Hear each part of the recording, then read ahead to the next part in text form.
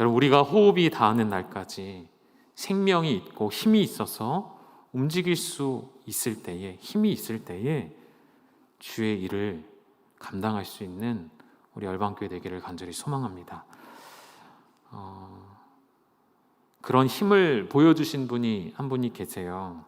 몇 주 전에 저에게 한 집사님이 다른 집사님을 신고하셨습니다.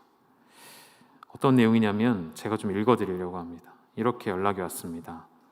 목사님 안녕하세요 라고 카톡이 오면 제가 뭔가 불안해요. 무슨 내용일까? 무슨 일이지? 그 뒤의 내용은 이런 것이었습니다. 선한 영향력이 되어 본이 되는 한 집사님을 고발하려고 합니다. 우리 교회 김아무개 집사님께서, 실명인데요, 제가 실명은 빼고 읽어드리는 거예요. 지난 2년 동안 성모병원 앞 산책로에 부용천을 말하는 것입니다. 코스모스와 해바라기를 직접 심고 비가 오지 않는 날에는 직접 물을 떠서 물을 뿌려주시고 그 수고와 헌신으로 지나가는 많은 시민들이 이렇게 예쁜 꽃들을 보면서 참 좋아들 하십니다. 의정부 시에서 이런 일을 하는 줄 알았는데 팻말을 보고 교회에서 했구나 라고 사람들이 알게 되었다고 말을 합니다. 이렇게 귀한 일로 섬겨주신 김아무개 집사님을 고발합니다. 이렇게 저한테 문자가 왔어요. 이 팻말에 뭐라고 써있냐면요, 꽃길을 만들면서 죽음과 사망에서 건져주시며 구원하신 주 예수 그리스도께 감사드리며 코로나로 힘들고 지친 이웃들에게 조그마한 위로와 기쁨이 되기 위하여 조성해 놓은 꽃길입니다. 예쁘게 봐주시고 새 힘 얻으세요. 당신을 축복하고 응원합니다. 이 코로나로 어려운 때에 이렇게 할 수 있는 것은 교회 그리고 성도, 그리스도인이라는 사실에 제가 얼마나 기쁘고 감사한지 모르겠습니다. 우리 교회에서 내려가면 바로 부용천이죠. 부용천의 오른쪽 길을 따라 쭉 가시다 보면 꽃길이 굉장히 길게 조성이 되어 있습니다. 해바라기와 코스모스가 이제 좀 저 가는데요, 아직 못 보신 분들이 있다면 아직 늦지 않았습니다. 오늘 예배 마치시고 한번 조금 걷고 돌아가시는 것도 좋지 않을까 생각합니다. 이런 귀한 일들이 우리 열방교회 지체들을 통해 계속 이 세상 가운데 나타나고 드러내기를 간절히 소망합니다. 오늘 마지막 편지는 우리에게 힘을 주시고 기운을 북돋아 주시고 위로해 주시는 편지라면 참 좋겠는데 실상은 그렇지가 않습니다. 마지막 편지이면서 동시에 아무런 칭찬을 찾아볼 수 없는 편지, 칭찬은커녕 심각한 책망만 들려오는 편지의 내용들. 그러나 반전은 무엇이죠? 중요한 것은 무엇이죠? 책망이 강하면 강할수록 그분의 사랑은 더욱 뜨겁다는 것이죠. 사랑하기에 책망하는 것입니다. 사랑하기에 말씀드리는 것이고, 사랑하기에 권면하는 것이고, 사랑하기에 더 강하게 말씀드리는 것이죠. 그러한 주님의 마음을 반영하여서 이 라오디게아를 향한 주님의 편지 한 구절 한 구절 속에, 한 단어 한 단어 속에 주님의 간절한 마음이 담겨져 있는 것을 우리는 오늘 확인해 볼 수가 있습니다. 주님의 소개가 어떻게 나타나는지 먼저 한번 보실까요? 요한계시록 3장 14절 말씀입니다. 우리 함께 읽도록 하겠습니다. 시작. 라오디게아 교회 사자에게 편지하라. 아멘이시오. 충성되고 참된 증인이시오. 하나님의 창조의 근본이시니가 이르시되.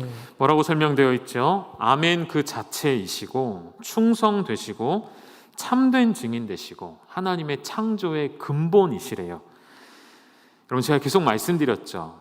7교회의 공통점이 양식이 일정하다는 것인데 첫 번째 양식이 뭐죠? 교회를 향해 내 소개를 하고 계시는 거예요. 자기 소개를 예수님이 직접 하고 계세요. 그런데 그 소개가 이 교회의 상황과 항상 맞물려 있다는 것이죠. 전혀 상관없는 내용으로 내가 누군지를 설명하시지 않고 너희가 이런 상황에 있음을 내가 알기 때문에 나를 이러한 자로 소개하며 힘을 얻고 위로 얻기를 원하시는 주님의 마음이라는 것이죠. 그렇다면 24절 말씀에 나온 것처럼 아멘이시고 충성되고 참된 증인이시고 하나님의 창조의 근본이라고 꽤 이렇게 표현하면 좀 원래는 안 맞지만 거창하게 표현이 되어 있어요. 원래는 예수님에 대한 표현으로는 부족하죠. 더 우리 예수님은 능력이 있으신 분이시죠. 이 말로 다 설명할 수 없죠. 그러나 다른 교회들을 향한 편지를 보니까 이 마지막 7번째 라오디게아 교회를 향한 소개에서는 다른 교회들보다 훨씬 더 구체적이고 깊은 내용들로 자신을 소개하고 계시다는 것이죠. 아멘이라는 것은 무슨 뜻일까요?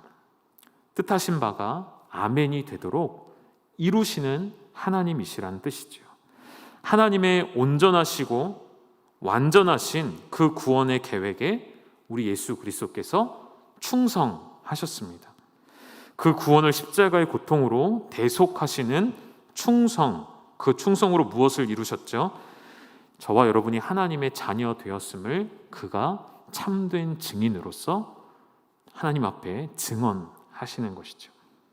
온 세상이 있기 전부터, 창세 이전부터 이미 계셔서, 영원 전부터 계셔서 아버지 하나님과 함께 창조의 근본, 창조의 시작이 되신 분이라 자신을 나타내고 계십니다. 이렇게 거창하게, 이렇게 많이 설명하셨다는 것은 다시 말하면 라오디게아 교회는 그만큼 심각한 도전과 어려움 가운데 봉착해 있다는 것을 우리가 예상해 볼 수가 있겠죠. 이 라오디게아 교회를 향한 주님의 진단을 한번 보시죠. 15절과 16절입니다. 우리 함께 읽어보실까요? 시작. 내가 내 행위를 아노니 내가 차지도 아니하고 뜨겁지도 아니하도다. 내가 차든지 뜨겁든지 하기를 원하노라. 내가 이같이 미지근하여 뜨겁지도 아니하고 차지도 아니하니 내 입에서 너를 토하여 버리리라. 늘 칭찬과 함께 책망하셨던, 칭찬도 주시고 책망도 주셨던 주님이 오늘은 전부 다 책망의 내용이에요. 이 말씀을 듣는 라오디게아 교회 성도들의 마음이 어떨까요? 여러분, 만약에 주님이 열방 교회를 향해 책망만 하신다면 여러분 마음 어떠실 것 같아요? 살았다는 이름은 가졌으나 실상은 죽은 교회였던 4대 교회에도 주님의 한마디의 칭찬은 있으셨거든요. 그러나 이 뜨겁지도 차지도 않은 라오디게아 교회를 향한 주님의 판단, 진단은 온통 책망으로 가득합니다. 왜 그랬을까요? 이 라오디게아 교회에는 어떠한 영적인 활동이 없었어요. 어떠한 영적인 활동도, 복음을 나타내고 증거하는 어떤 사역에도 관심이 없었어요. 다시 말하면 주의 일을 하는 일에 관심이 없었다는 거예요. 누가요? 교회가요. 누가요? 성도들이, 그리스도인들이, 그리스도인이라 하는 자들이 하나님의 일에 대해서는 아무런 관심이 없었어요. 그래도 우리는 교회라 타이틀을 걸고 싶어 했습니다. 이들에게 어울리는 단어는 적당히였습니다. 늘 어떠한 일에든 적당하게, 매사에 그렇게 타협했죠. 복음을 거부하는 것은 아니에요. 그러나 복음에 대한 열정도, 열심도 없었습니다. 모이지 않는 게 아니에요. 모였어요. 그러나 그 목적이 전혀 다른 데 가 있었던 것이죠. 이렇게 적당하게 안일하게 살아가는 성도와 교회만큼 우리 주님이 싫어하시는 것은 없습니다.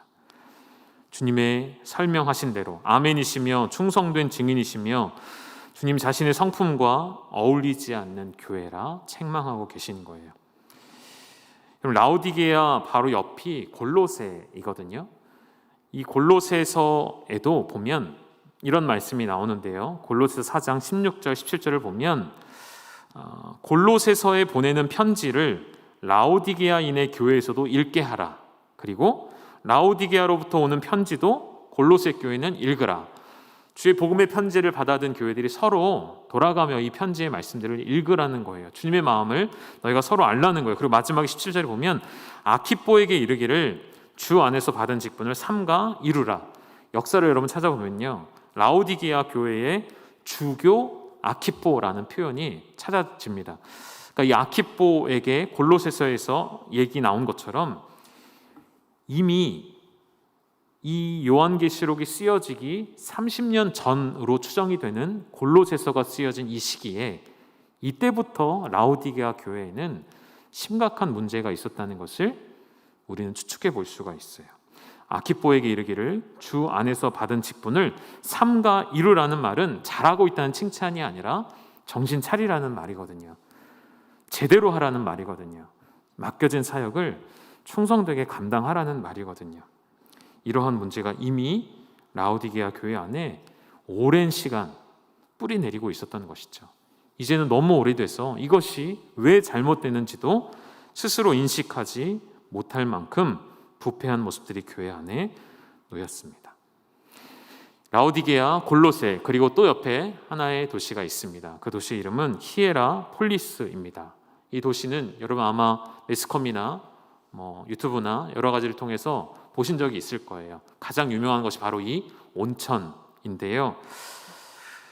라오디게아에서 불과 10km 떨어져 있습니다. 아주 가깝죠. 그래서 이 히에라폴리스의 온천이 이 물이 흘러가죠. 고여있지 않고 계속 뿜어져 나오면서 흘러가서 라오디게아까지 이르게 될 때, 여러분 아무리 뜨거운 물이라도 10km를 흘러가면 어떻게 되겠습니까?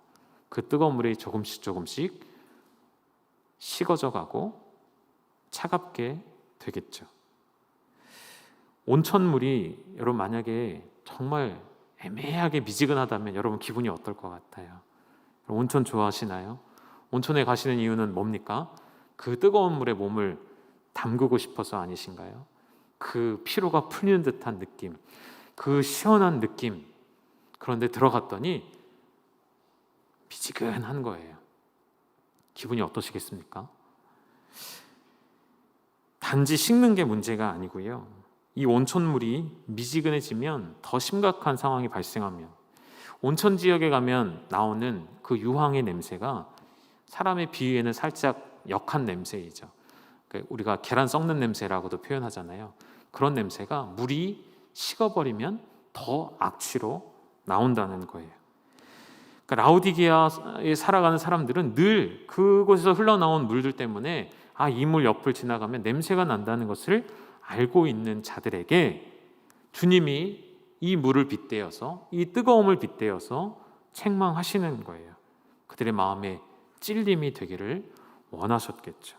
결코 마실 수도 없는 물, 결코 아무데도 쓸데없는 물이 되어버린 바로 너희가 그러하도다 말씀하시는 것이죠.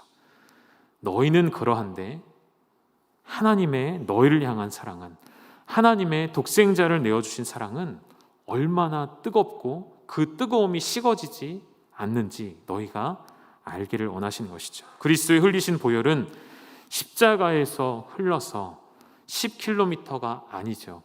2000년이라는 시간이 지나는 동안에도 결코 식지 않고 우리를 뜨겁게 적시고 있다는 것, 그 뜨거운 보혈 아래 우리가 있다는 것, 그것이 얼마나 감사한지를 기억하시는 그리스도인 성도 되셨으면 좋겠습니다. 하나님이 기뻐하시는 거룩한 산 제물로 자기 자신을 드려야 할 그리스도인들의 모습과 너무나도 어울리지 않는, 차지도 뜨겁지도 않는 그들의 모습 가운데 여러분 오늘 그 십자가의 뜨거운 보혈 앞에 우리가 날마다 나아가서 자기 십자가를 지고 주님을 따라가는 그러한 우리 열방교회 되기를 간절히 소망합니다. 이러한 주님의 책망 앞에 이들이 스스로 겸비하고 하나님의 얼굴을 구해야 할 것입니다. 그러나 그들 안에는 여전히 똘똘 뭉쳐있는 자만심으로 가득했습니다. 왜일까요? 우리 17절의 말씀 읽어보실까요? 함께 읽겠습니다. 시작. 내가 말하기를 나는 부자라 부요하여 부족한 것이 없다 하나 내 공고한 것과 가련한 것과 가난한 것과 눈먼 것과 벌거벗은 것을 알지 못하는도다. 처음에 뭐라고 이야기했다고요? 우리는 부자입니다 라고 말한 거예요. 부요하여서 우리는 부족한 것이 없습니다 라고 생각하고 있다는 거예요. 여러분 이 도시의 특징이 부유함이에요. 이 도시는 부자 도시란 말이죠. 로마의 한 역사가가 이렇게 표현했어요. 순전히 자력으로 폐허 가운데서 일어난 성읍. 거기가 어디라고요? 라오디게아. 순전히 자력으로만 폐허 가운데에서 일어난 성읍이 바로 라오디게아예요. 무슨 말이냐면 우리 어제 특세 때도 얘기했었죠. 빌라델비아 지역이 여기서 멀지 않기 때문에 그곳에도 지진이 있었고 그 기둥 2개만 남았던 사진 기억하시죠? 지진이 자주 일어나서 마을이 무너지고 폐허가 돼도 자기들의 힘만으로 일어날 수 있는 도시가 이곳입니다. 로마 정부의 도움을 받지 않아도 실제 역사의 기록에 의하면 지원금을 받지 않은 도시로도 알려져 있다고 해요. 그만큼 자기들은 많은 것을 가지고 있던 것이죠. 한마디로 이렇게 표현하고 싶어요. 그들에게는 믿는 구석이 있어요. 아무리 무너져도 다시 일어날 수 있는 믿는 구석. 그게 바로 그들이 가진 재물의 능력이었습니다. 여러분 믿는 구석이 혹시 있으신가요? 아마 있으실 거예요. 누구나 하나쯤은 가지고 있는 최후의 수단 혹은 마지막 보루, 믿는 구석. 근데 그 믿는 구석이요, 우리에게 꼭 좋은 영향력을 끼치는 것은 아닙니다. 그 믿는 구석 때문에 때로는 우리가 얼마나 많은 일을 그르치는지, 그 믿는 구석이 있어서 내가 내 감정대로 마음대로 휘두를 수 있는 스스로의 악한 안전장치가 되어 있을 수도 있다는 것. 교회를 하다가 나 안 하면 그만이지, 임직 안 받으면 그만이지, 믿는 구석이 있기 때문 아닙니까? 아니라는 것이죠. 오늘 여러분이 듣고 싶은 중요한 권면 중에 하나는 여러분의 믿는 구석을 철저하게 부인하고 버리셔야 합니다. 그리고 오직 그 자리에는 예수 그리스도만을 여러분의 보증으로 삼으시고 여러분의 믿는 구석으로 최후의 보루로 우리 예수 그리스도만 삼으시기를 축복합니다. 영적 자만에 빠져있는 그들을 향한 주님의 조언이십니다. 우리 18절의 말씀 같이 읽겠습니다. 시작. 내가 너를 권하노니 내게서 불로 연단한 금을 사서 부요하게 하고 흰옷을 사서 입어 벌거벗은 수치를 보이지 않게 하고 안약을 사서 눈에 발라보게 하라. 부요하다 자만하는 자들에게 예수님 뭐라고 말씀하시죠? 참 부요함이 무엇인지를 구체적으로 설명해 주고 계세요. 잠깐 있다가 사라지는 이 세상의 부요함이 아니라 영원토록 유지되는, 영원토록 우리에게 주시는 진짜 부요함. 세상 어디에 보관할지라도 불안하고 좀먹게 되어지고 녹슬게 되고 도둑이 훔쳐갈까 늘 노심초사해야 하는 그러한 부요가 아니라 뭐라고 말씀하셨죠? 불로 연단된 금, 다시 말하면 불로 연단하여도 사라지지 아니할 금으로 진정한 불을 삼으라 말씀하는 것이죠. 여러분, 죄송한 표현이지만 여러분 통장에 넣어두신 그 돈이 어떻게 여러분의 노년에 충분할 만큼 잘 모여 있으신가요? 그 물질이 여러분을 위해 영원히 존재할 것 같으신가요? 여러분이 소유하신 그 부동산 영원히 존재할 수 있는 것인가요? 아니요. 결국 그것을 내 손에서 놓아버려야 할 때가 반드시 올 것입니다. 그러나 영원히 없어지지 아니할 분은 이 세상에서 구할 수 없고 어디서만 구할 수 있다고 주님 말씀하셨죠? 다시 18절 한번 띄워주십시오. 내가 너를 권하노니 어디서죠? 내게서 예수님께만, 주님께로만 살 수 있다는 거예요. 주님께만 불로 연단하여도 없어지지 아니할 진짜 부유함을 살 수 있다는 거예요. 내게 있으니 내게 와서 살아 말씀하십니다. 이것이 바로 금보다 귀한 믿음을 가리키는 것이라고 저는 확신합니다. 이렇게 설교를 준비하다 보면 찬송가의 가사들이 이렇게 떠오를 때가 많이 있어요. 여러분, 금보다 귀한 믿음 하면 찬송가가 떠오르지 않습니까? 찬송가 450장에 가면 이런 찬송이 나오는데 우리 한 번만 같이 소리내서 불러보셨으면 좋겠어요. 금보다 귀한 믿음은 참 보배되도다. 금보다 귀한 믿음은 참 보배되도다. 이 진리 믿는 사람들 다 복을 받게. 우리 한 번 더요. 금보다 귀한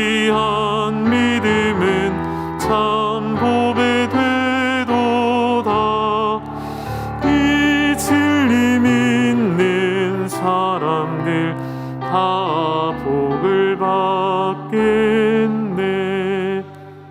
여러분 다 복 받으셨으면 좋겠습니다. 누가 복을 받는 것이죠? 이 진리를 믿는 사람들은 복을 받아요. 어떤 진리입니까? 금보다 귀한 믿음이 우리 주님께로부터 나온다는 사실, 그것을 믿는 자들. 우리 주님은 이들에게 두 가지를 더 사라고 처방전을 내려주시는데요.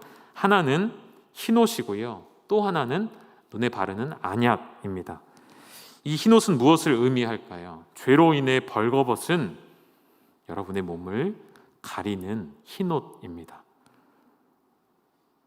우리 찬양을 하신 주의자매가 왜 가운을 입고 설까요? 예뻐 보이려고? 아니요. 성가대가 왜 가운을 입고 성가대에 서죠? 하나님 우리의 모든 잘못과 연약함과 죄악을 가려주십시오 라는 의미이죠. 목사가 가운을 입을 때 왜 그것을 입습니까? 형식적인 좋아 보이려고 입는 옷인가요? 아니죠. 이 거룩한 예식에 나의 연약함을 가리워 주십시오 라는 의미인 것이죠. 흰옷을 사라 말씀하십니다. 죄로 인해 벌거벗은 우리의 몸을 가릴 흰옷을 사 입으라 말씀하십니다. 우리의 몸을 치장하는 옷이 아니라 내 영혼의 죄를 가릴 옷이 오늘 우리에게 필요한 것이죠. 그리고 그 옷 또한 다른 데서 구할 수 없고 오직 주님께만 구할 수 있는 것이죠. 그리고 정확히 어디서 구입할 수 있습니까? 십자가 위에서. 아무리 물로 씻어도 사라지지 않는 그 죄의 더러움이 예수 그리스도의 붉은 피, 거룩한 피, 보혈로 완전히 깨끗하게 되었습니다. 십자가 앞에 나아가야만 흰옷을 입을 수 있습니다. 여러분 그 의에 거룩한 흰옷을 입는 주의 거룩한 백성이 되어 주십시오. 그리고 안약을 처방해 주셨어요. 라오디게아의 특산물이 유명한 것이 여러 가지가 있는데요. 그래서 이런 것들을 팔면서 이 도시가 부를 축적한 것인데 그 중에 가장 유명한 것 두 가지가, 하나는 양무로 만든 옷이었고요, 또 한 가지는 바로 안약이었습니다.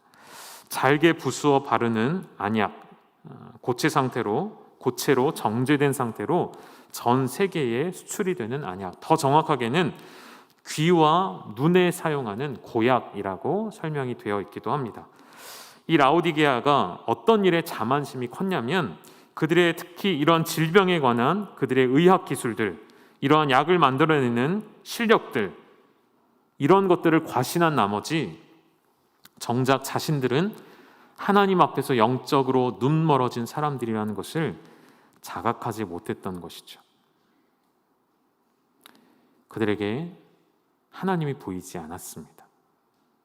안약을 자랑하는 그들이 실제로는 앞을 보지 못했던 것이죠. 그러한 그들에게 라오디게아, 너희의 안약이 아니라 내게서 안약을 사서 그것을 바르고 그 눈을 떠서 나를 보라 말씀하십니다.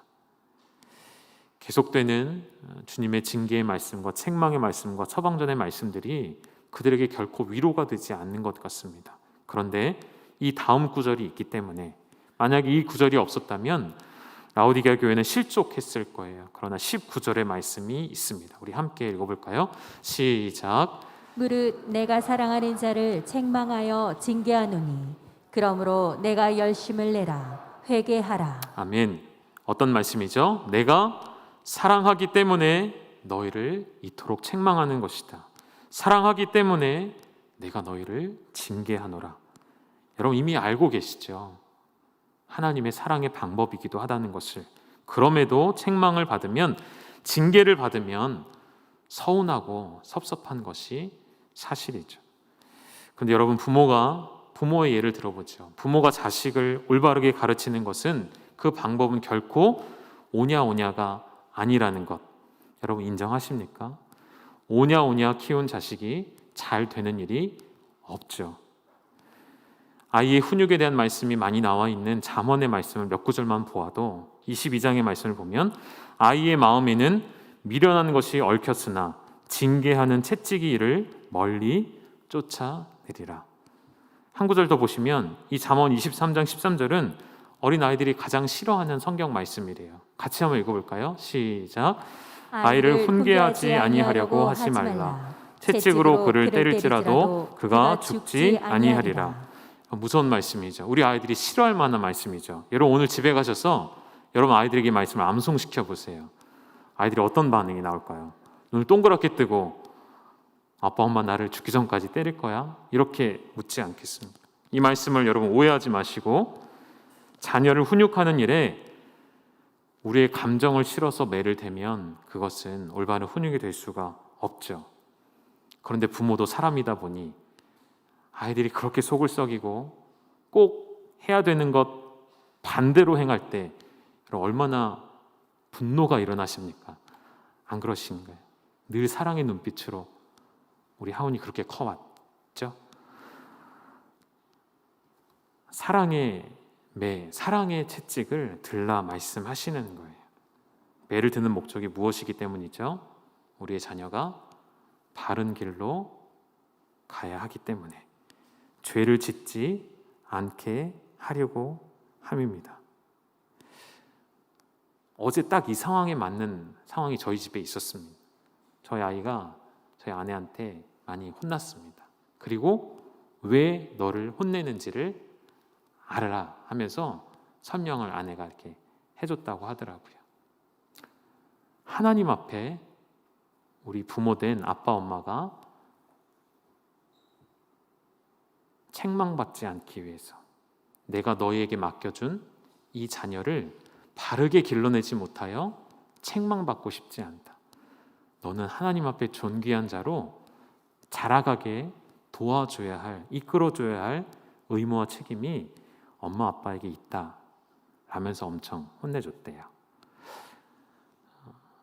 여러분, 부모의 감정을 풀어서 혼내는 것이 아니라 우리 아이들이 바른 길로 가기 위해 책망하듯이, 제가 이번에 임직 선거를 준비하면서, 제가 준비한 것이 아니죠. 교회가 준비하면서, 우리 당회에서 준비하면서 임직 후보자에 대한 기준을 상세하게 그리고 까다롭게 세웠습니다. 그런데 준비를 계속 해가면서 막바지에 이르면서 고민이 들기 시작하는 거예요. 이게 과연 누구를 위한 임직인가? 이런 고민이 제 안에 시작이 되었습니다. 이게 목양의 과정으로서 봐야 할 임직인가? 아니면 어떤 기준, 아주 예리하고 날카롭고 속속들이 다 들여다보는 기준을 세워놓고 판단하여서 성도를 정죄할 것인가? 그런 고민들이 솔직히 제 안에 몇 개월 동안 있었습니다. 직분자에게는 특히 중직이죠. 장로, 안수집사, 권사는 교회 중직입니다. 교회 중직에게는 높은 수준의 섬김과 높은 수준의 헌신이 요구되기에 제 안에 얼마나 많은 고민이 있었는지 아마 여러분 잘 모르실 거예요. 그래서 어떤 면으로는 제가 아직도 너무나도 부족한 담임이라는 것을 스스로 인정하게 됩니다. 여러분 혹시 저에게 책망의 이야기 들어보신 분 계신가요? 개인적으로 제가 책망해드린 분, 제가 막 뭐라고 한 분 손 들어보세요.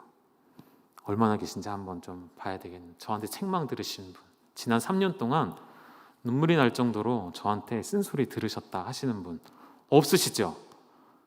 있는데 손 안 드시는 건가요? 제 기억이 없는 것 같아요. 제가 그렇게 하는 게 어렵습니다. 그렇다고 제가 성격이 좋다는 뜻은 절대 아니고요. 그렇게 하는 게 제 마음에는 참 힘든 일이더라고요. 그래서 여러분 반대로 생각하시면 좋을 것 같아요. 혹시 저에게 앞으로 책망을 듣게 되신다면 기뻐하셨으면 좋겠어요. 왜죠? 그게 여러분을 향한 진실한 사랑이기 때문입니다. 이렇게 깔아놓고 제가 여러분께 막 뭐라고 하려는 거 절대 아니고요. 정말 말씀으로 정말 하나님 보시기에 여러분을 위해서 나중에 하나님 분명히 저한테 물으실 건데요. 내가 맡긴 열방교회에 너는 어떻게 목회를 했는가? 어떻게 나의 양떼들을 너에게 잠시 맡겼을 때 어떻게 양육했는가? 저한테 분명히 물으실 거거든요. 우리 히브리서 말씀을 통해 한 번 더 확인해 보실까요? 히브리서 12장 6절, 7절, 8절 우리 함께 읽겠습니다. 시작. 주께서 그 사랑하시는 자를 징계하시고 그가 받아들이시는 아들마다 채찍질하심이라 하였으니 너희가 참음은 징계를 받기 위함이라. 하나님이 아들과 같이 너희를 대우하시나니 어찌 아버지가 징계하지 않는 아들이 있으리요.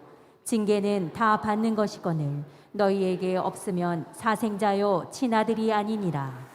아멘. 여러분, 하나님께 아들로서 대우받고 싶으시죠? 하나님의 존귀한 딸로 대우받고 싶으시죠? 하나님 그렇게 우리를 아들로 딸로 대우하신답니다. 그런데 그 첫 번째는 우리가 존귀함을 입는 것도 있지만 더 중요한 것은 아버지가 징계하지 않는 아들이 없다는 말씀처럼 징계받지 않는 자녀는 사생자이고 친자녀가 아니라는 말씀처럼 여러분, 하나님의 징계의 말씀을 들을 때 기분이 상할 수도 있죠. 마음이 실족함을 받을 수도 있죠. 상처를 입을 수도 있겠습니다. 그러나 그 징계의 말씀을 외면하지 않고 내 안에서 그 말씀들을 붙잡고 씨름하고 고민하신다면 저는 확신하건대 반드시 그에게는 의와 평강의 열매가 맺히실 것입니다. 여러분, 그 말씀을 기억하십시오. 우리 마지막 단락이에요. 계시록 3장 20절의 말씀, 여러분 잘 아시는 말씀이죠. 같이 읽겠습니다. 시작. 볼지어다 내가 문 밖에 서서 두드리노니 누구든지 내 음성을 듣고 문을 열면 내가 그에게로 들어가 그와 더불어 먹고 그는 나와 더불어 먹으리라. 아멘. 여러분, 이 구절에서 오늘은 포인트를 어디다 두냐면 우리 주님이 지금 어디 계신지에 한번 주목해 보시겠습니까? 어디 계시죠? 문 밖에. 어떻게 하고 계신데요? 서서 뭐 하고 계시죠? 문을 두드리고 계시네요. 그 장면을 한번 상상해 보지 않으시겠습니까? 문 밖에 서서 두드리시는 것. 여러분, 회개라는 것은 내 마음의 문을 여는 것입니다. 굳게 닫혀져서 돌같이 굳어버린 내 마음을 여는 거예요. 활짝 여는 결단이죠. 굳게 닫혀있는 우리의 마음을 열어주시는 분이 바로 그분이세요. 친히 찾아오셔서 우리의 마음 문 밖에 서셔서 두드리시며 우리를 부르시는 주님. 여러분, 저는 이 짧은 한 구절 속에 뭐가 느껴지냐면 우리 주님의 열심이 느껴져요. 우리 주님의 열정이 느껴져요. 찾아오셔서 우리 마음 밖에 계시는데도 계속해서 서 계실 뿐만 아니라 두드리고 계시다는 것. 그 예수님의 두드리시는 행위가 영혼의 죽음 앞에 놓인 누군가에게는 긴급히 그 영혼을 건져내시고자 하는 주님의 간절한 두드림이시고요.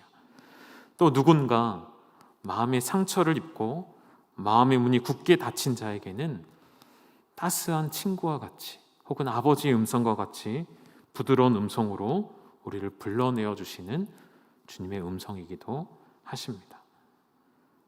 또 누군가 죄악에 빠져서 자신의 죄를 알지도 못하고 자신의 죄를 보지도 못하고 깨닫지도 듣지도 못하는 자에게는 때론 큰 우레소리와 같은 큰 음성으로 문을 열라 말씀하시는 것이죠. 왜 우리 주님이 문을 두드리십니까? 열 수 없어서 두드리시는 것일까요? 아니요. 그 문을 여는 과정이 주님과 우리가 하나 되는 과정이기 때문이에요. 우리 주님 능력이 없으셔서 혹은 갈 곳이 없어서 문 좀 열어줘라, 내가 갈 곳이 없다 하시는 분이 아니시잖아요. 오히려 그분께는 모든 것이 있고 모든 소유의 주인 되시고 영광이 충만하시고 전능하시며 부활하신 그리스도께서 지금 우리 문 밖에 서 계십니다. 그 주님 앞에 문을 열고 여러분 나아가십시오. 문을 여는 순간 예수님 뭐라고 말씀하시죠? 내가 들어가서 너와 더불어 먹고 마시겠다. 우리와 영원토록 함께 하시겠다 말씀하십니다.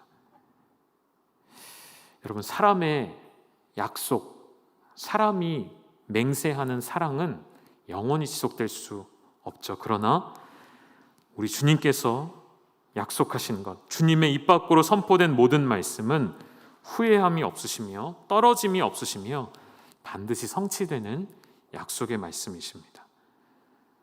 주님이 우리와 영원히 함께 하시겠다 약속하시면서 마지막 이 약속을 주셨습니다. 우리 21절 마지막으로 함께 읽겠습니다. 시작. 이기는 그에게는 내가 내 보좌에 함께 앉게 하여 주기를 내가 이기고 아버지 보좌에 함께 앉은 것과 같이 하리라. 아멘. 아버지와 아들과 함께, 아들이신 그리스도께서 아버지와 영원히 함께 하시는 것처럼 그와 같이 너희도 삼위일체이신 하나님과 영원히 동행하는 그 축복, 그 은혜를 누리시는 천국 백성 되시기를 주님의 이름으로 축원합니다.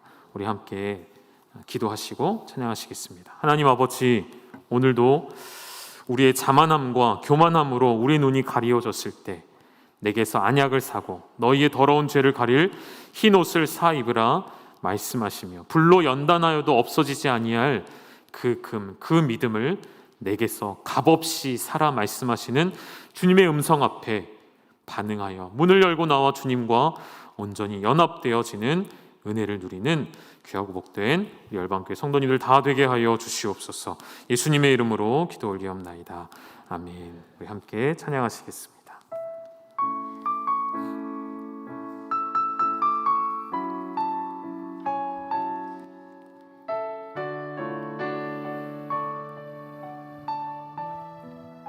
볼지어다 볼지어다 내가 문 밖에 서서 들으리노니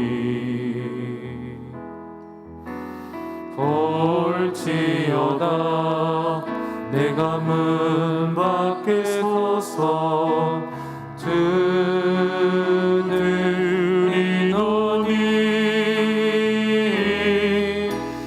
누구든지 내 음성 듣고 문을 열며 누구든지 내 음성 듣고 문을 열며 내가 들어가 그로 더불어 먹고 그는 나로 더불어 살리 내가 들어가 그로 더불어 먹고 그는 나로 더불어 살리. 그럼 제가 좋아하는 찬양들의 공통점이 뭐가 있냐면 이 찬양처럼요 1절은 하나님의 우리를 향하신 고백이 담겨져 있다면 2절 후렴을 보시면요 그런 문을 두드리시는 주님 앞에 우리의 입술의 고백이 담겨져 있어요. 2절엔 또 그런 고백들이 있거든요. 오늘 주님께서 우리의 마음 문을 두드리십니다. 여러분 자리에서 일어나셔서 그 주님 앞에 반응하시지 않겠습니까? 우리 그런 마음으로 1절과 2절 우리 한 번 더 찬양 드리도록 하겠습니다. 볼지어다 볼지어다 내가 문 밖에 서서 두드리노니 볼지어다 볼지어다 내가 문 밖에 서서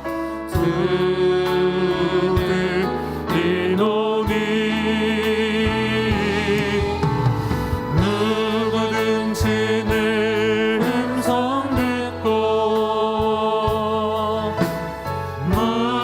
문을 열며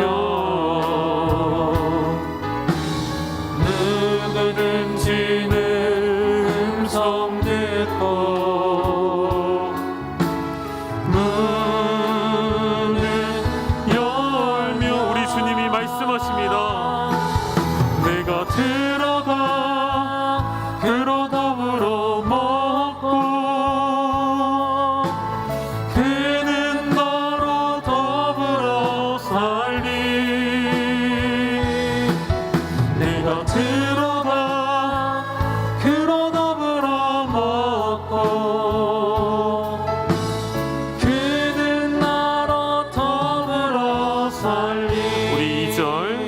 고백하겠습니다. 볼지어다 그의 음성을 여러분 마음의 문을 여십시오. 활짝 여십시오. 열라 볼지어다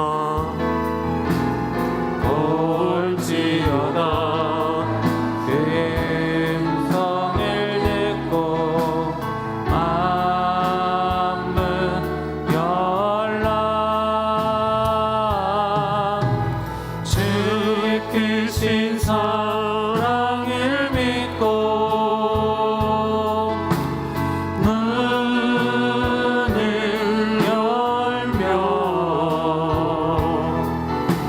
주의 크신 사랑을 믿고 문을 우리 함께 이렇게 고백하시죠. 나의 하나님, 나의 하나님 생명의 반석 되시니 나와 항상 함께하시니 우리 두 손을 높이 들고 고백하실까요? 나의 하나님, 나의 하나님 생명의 반석 되시니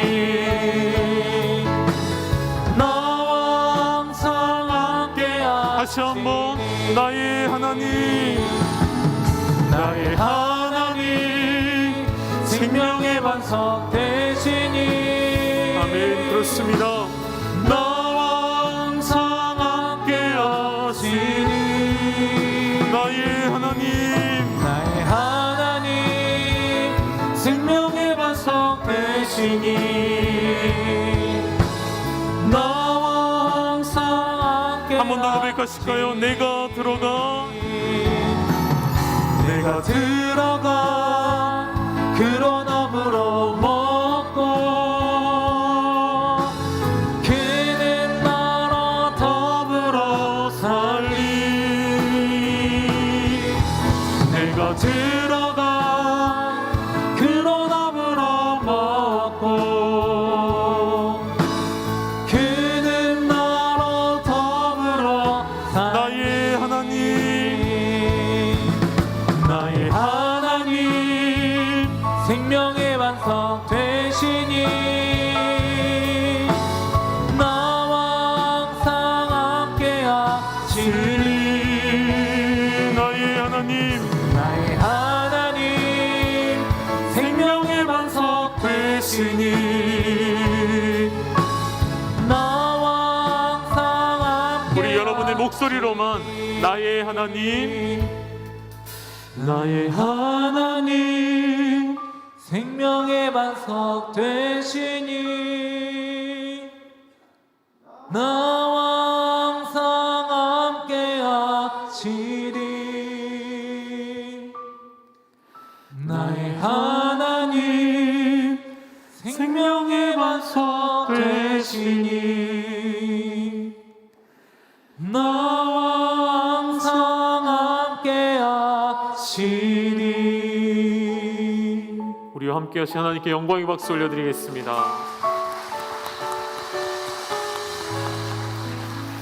우리 함께 마음을 모아 합심하여 기도하시겠습니다. 우리의 모든 교만함과 하나님을 보지 못하게 가리우는 우리의 모든 믿는 구석, 그럼 무엇인지 생각해 보십시오. 그리고 그것을 내려놓으시고 그 자리에 오직 주님으로 채우십시오. 이 마지막 시대에 온 세상이 침묵하는 이때에 이 침묵을 깨트리며 오실 왕이신 주님, 그분을 맞이하는 그 길을 예비하는 교회로 우리 열방교회가 세워지기를 원합니다. 우리의 굳게 닫혀있는 마음의 문을 두드리시며 나와 함께 하자 말씀하시는, 나와 함께 온 세상을 다스리자 말씀하시는 그 주님 앞에 쓰임받는 영광을 누리는 교회, 온 가족이 하나 되어서 주님을 영접하게 하시고 빛 가운데로 나오게 하시고 아직 주님을 보지 못하는 자들에게 주님과 더불어 먹고 마시는 복된 영생의 삶을 살게 하여 주시옵소서. 우리 시간 이런 마음으로 주여 한번 부르짖고 간절히 기도하며 나아가시겠습니다. 주여 그런 나무로 먹고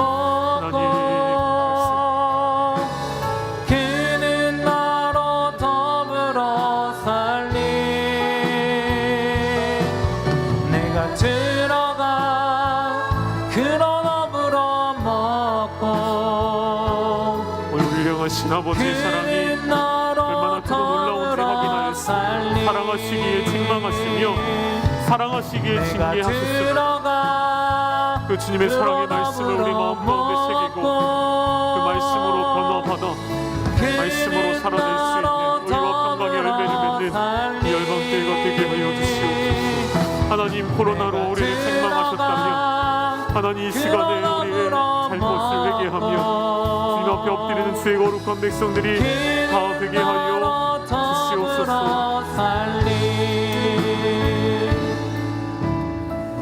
이제는 우리 주님 예수 그리스도의 은혜와 하나님 아버지의 독생자를 내어주신 그 놀라운 사랑하심과 성령의 교통하심이 우리의 굳게 닫힌 마음의 문을 두드리시며 우리에게 불로 연단하여도 없어지지 아니할 금과 같은 믿음을 주시며 우리의 모든 죄악을 가릴 흰 옷을 주시며 우리의 눈을 뜨게 할 안약을 주셔서 그것을 세상이 아닌 나에게서 살아 말씀하실 때 그것을 값없이 주셨기에 값없이 얻어 누리는 그 은혜로 말미암아 주님을 내 마음 가운데 영접하여 주님과 영원토록